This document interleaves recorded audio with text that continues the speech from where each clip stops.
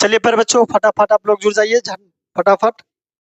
चलिए आज पढ़ेंगे प्रीवियस क्वेश्चन पढ़ेंगे जो बिहार बीएड के, ठीक है, बिहार बीएड में जो पूछा गया था, ठीक है, वो क्वेश्चन पढ़ेंगे।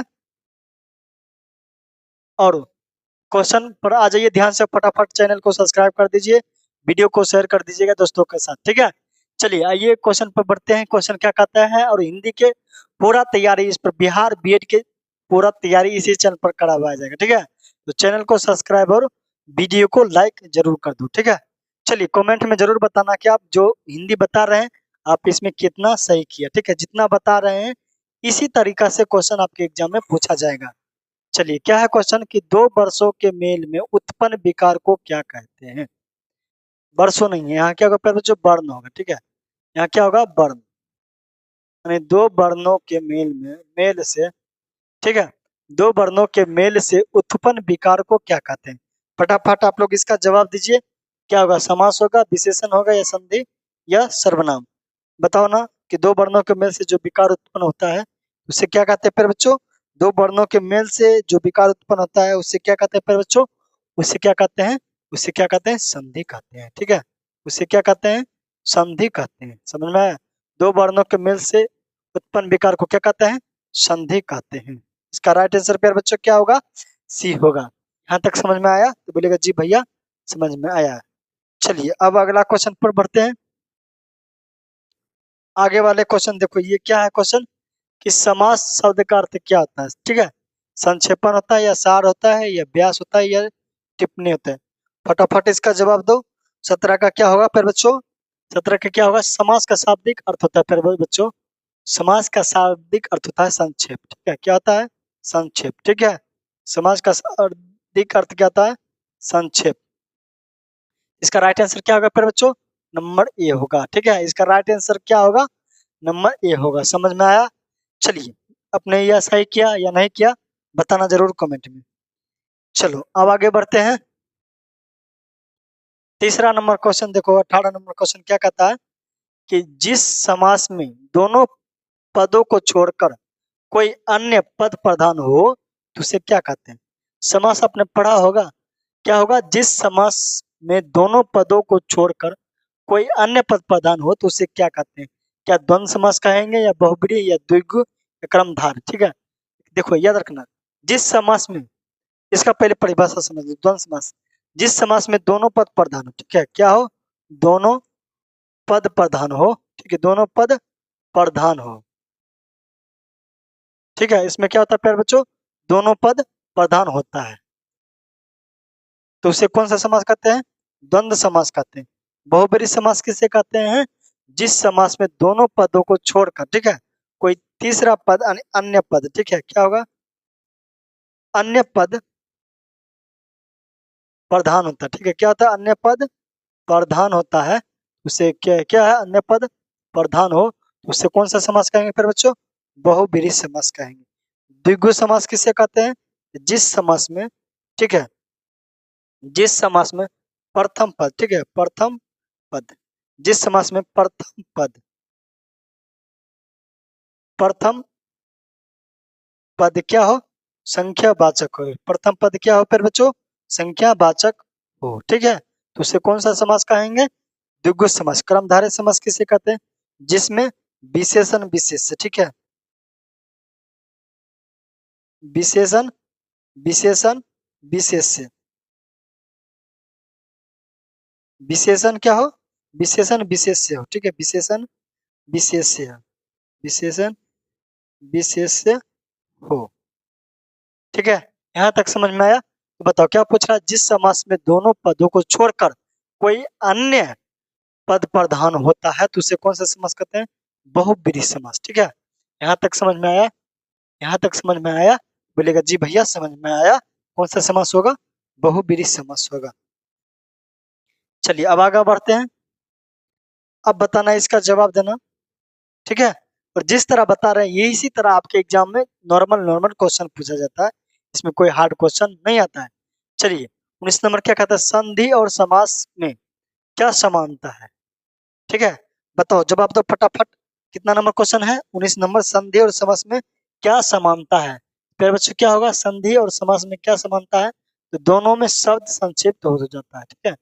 दोनों में शब्द क्या होता है, संक्षिप्त होता है। समझ में आया? संधि और समास में क्या समानता होता है, दोनों में क्या होता है प्यारे बच्चों, शब्द संक्षिप्त होता है। इसका राइट आंसर क्या होगा, नंबर सी। चलिए आगे बढ़ते हैं, आगे देखते हैं। देखिए ये क्वेश्चन पर ध्यान देना, ठीक है। ये क्वेश्चन क्या कहता है, लोटा डोरी में कौन सा समास है। हमने क्या बताया, समास जब पूछेगा तो लोटा डोरी, क्या क्वेश्चन की लोटा डोरी, ठीक है। लोटा डोरी कौन सा समास है। देखो आपको जब भी कहीं ये योजक चिन्ह, ठीक है, इसको कहते हैं योजक चिन्ह। जब भी आपको कहीं ये योजक चिन्ह दिख जाए समझ जाना द्वंद्व समास, ठीक है। कौन सा समास है प्यारे बच्चों, द्वंद्व समास। जब भी आपको कहीं भी ये शब्द दिख जाना इसको कहते हैं योजक चिन्ह, ठीक है। तो समझ जाना कौन सा समास होगा, द्वंद्व समास। इसका राइट आंसर क्या होगा प्यारे बच्चों, नंबर डी। समझ में आया, इसका राइट आंसर क्या होगा, नंबर डी। यहाँ तक समझ में आया, बोलेगा जी भैया समझ में आया। जिस समास में योजक चिन्ह दिख जाना, यानी कहीं भी, सॉरी कहीं भी योजक चिन्ह दिख जाए तो समझ जाना द्वंद्व समास है। चलो अब आगे बढ़ते हैं। चलिए अब इसका जवाब दीजिए तो। देखिए समास से बहुत ज्यादा क्वेश्चन पूछा जाता है, इसलिए समास पर ध्यान दीजिएगा। हथकड़ी में कौन सा समास है, बताना हथकड़ी में कौन सा समास है। बताओ ये हथकड़ी में कौन सा समास होगा प्यारे बच्चों। हाथ हते, हथकड़ी, इसमें देखिए कारक चिन्ह लगा है, क्या लगा है प्यारे बच्चों, कारक, ठीक है। कारक चिन्ह लगा है तो समझ जाना कौन सा समास होगा, तत्पुरुष समास। समझ में आ रहा है, जिसमें कारक चिन्ह लगा हो, ठीक है, कारक चिन्ह लगा हो उसे तत्पुरुष समास कहते हैं। चलिए अब आगे बढ़ते हैं प्यारे बच्चों, 22 नंबर क्वेश्चन पर, इस पर ध्यान दो। क्या कहता है, शब्द के पश्चात भाग में लगाकर जो शब्द तत्व नया शब्द निर्मित करता है उसे कौन सी कहते हैं। जिस शब्द के अंत में, ठीक है, भाग लगकर जो शब्द बनता है उसे कौन सा शब्द कहते हैं। 22 का जवाब दो फटाफट। 22 का जवाब क्या होगा प्यारे बच्चों, जिस शब्द के अंत में लगता है उसे क्या कहते हैं, प्रत्यय। समझ में आ रहा है, जो शब्द के आगे लगता है उसे क्या कहते हैं, उपसर्ग कहते हैं, ठीक है। जो शब्द के अंत में जो शब्द के लग कर उस शब्द का अर्थ परिवर्तन कर देता है उसे क्या कहते हैं, प्रत्यय कहते हैं। समझ में आया, इसका राइट आंसर क्या होगा प्यारे बच्चों, नंबर बी।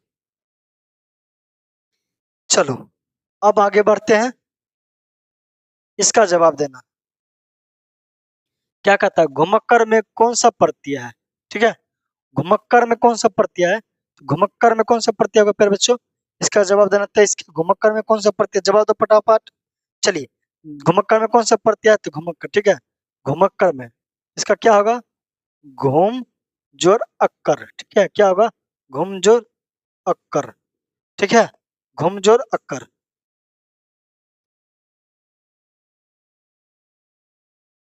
इसका क्या होगा प्यारे बच्चों, घूम जोर अक्कर, ठीक है, घूम जोर अक्कर। इसका क्या होगा, घुमक्कर, ठीक है। क्या होगा, घूमजोर अक्कर। इसका राइट आंसर प्रत्यय पूछ रहा है, ये प्रत्यय पर बच्चों क्या होगा, अक्कर, ठीक है। इसका राइट आंसर क्या होगा, नंबर डी। समझ में आया, चलिए अब आगे बढ़ते हैं। बताना इसका जवाब दो, विलोम शब्द किसका है, मतलब क्या पूछ रहा है, कवि बिहारी लाल किस रस का कवि है, ठीक है। इसका जवाब दो कि कवि बिहारी लाल किस रस के, करुण रस होगा या वीर रस या श्रृंगार रस या भक्ति रस। बताओ 24 के आंसर पर बच्चों क्या होगा, 24 का जवाब देना। कौन सा रस है, कवि बिहारी लाल किस रस के कवि हैं, कवि बिहारी लाल कौन सा रस के कवि है फिर बच्चों, वीर रस, श्रृंगार रस या करुण रस। बताओ तो क्या कितना होगा 24 के आंसर फिर बच्चों, क्या होगा, श्रृंगार रस, ठीक है। क्या होगा, श्रृंगार रस। क्या होगा फिर बच्चों, श्रृंगार रस। समझ में आया, इसका आंसर क्या होगा, नंबर सी होगा। चलिए यहाँ देखो दोहा क्या है, क्वेश्चन ध्यान से देखना। क्वेश्चन क्या है कि दोहे के पहले और तीसरे चरण में कितनी मात्राएं होती है, ठीक है। बताना दोहे के पहले और तीसरे चरण में कितनी मात्रा होता है। बताना 25 के जवाब देना, दोहे के पहले और तीसरे चरण में कितना मात्रा होता है, दोहे और पहले में कितना मात्रा होता है फिर बच्चों, 13 मात्रा, ठीक है। कितना होता है, 13 मात्राएं। कुल कितना मात्रा होता है, 13 मात्रा होता है। चलिए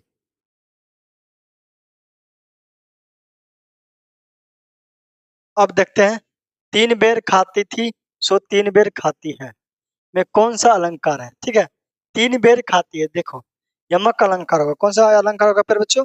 यमक अलंकार। यमक अलंकार उसे कहते हैं जो शब्द 2 बार आए लेकिन उसका अर्थ अनेक हो, उसे क्या कहते हैं? मतलब जो शब्द जितना बार आए, ठीक है, उसका अर्थ उतना बार रिपीट हो, उसे कौन सा अलंकार कहते हैं?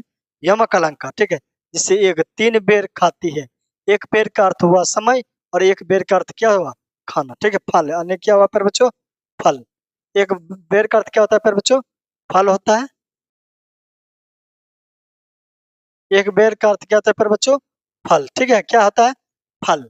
और एक बेर का अर्थ होता है समय, यानी 3 बेर खाती थी। समझ में आया? 3 बेर खाती थी सो 3 बेर खाती थी। समझ में आ रहा है? चलो अब आगे बढ़ते हैं, अगला क्वेश्चन पे आ जाओ फटाक से निकल।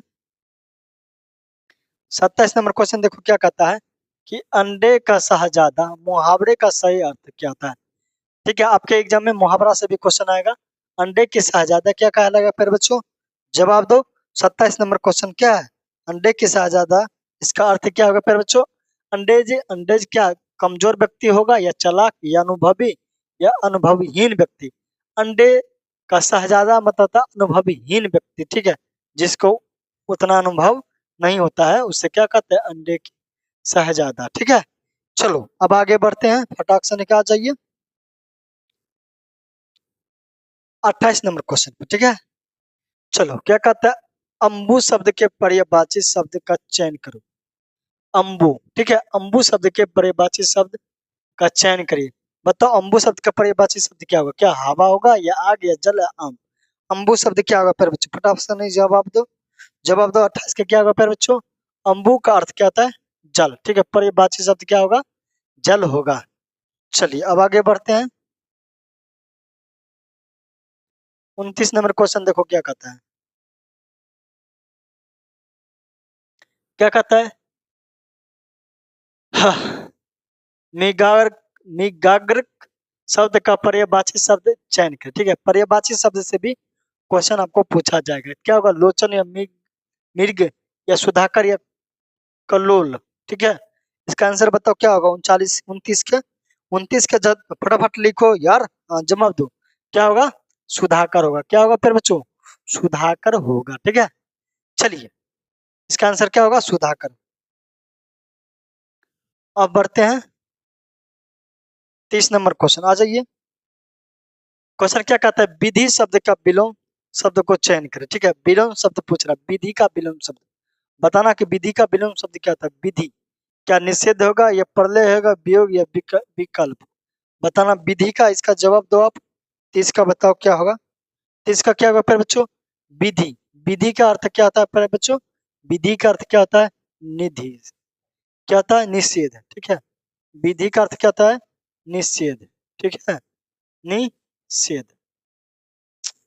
क्या होता है? निषेध।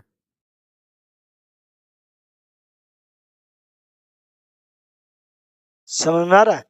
चलिए, ये हुआ आपको लास्ट क्वेश्चन। ठीक है, चलिए आपने 30 में से क्वेश्चन ये जो लिखे हैं 15 क्वेश्चन में आप कितना सही किए हो, इसका आप जवाब कमेंट में जरूर कीजिएगा। ठीक है, 15 में बताना कितना क्वेश्चन आपने सही किया। और पूरा डीएलएड और बीएड का पूरा तैयारी इसी चैनल पर कराया जाएगा। ठीक है, इसलिए चैनल को सब्सक्राइब कर दो। मिलते हैं नेक्स्ट वीडियो में। जय हिंद, बाय बाय।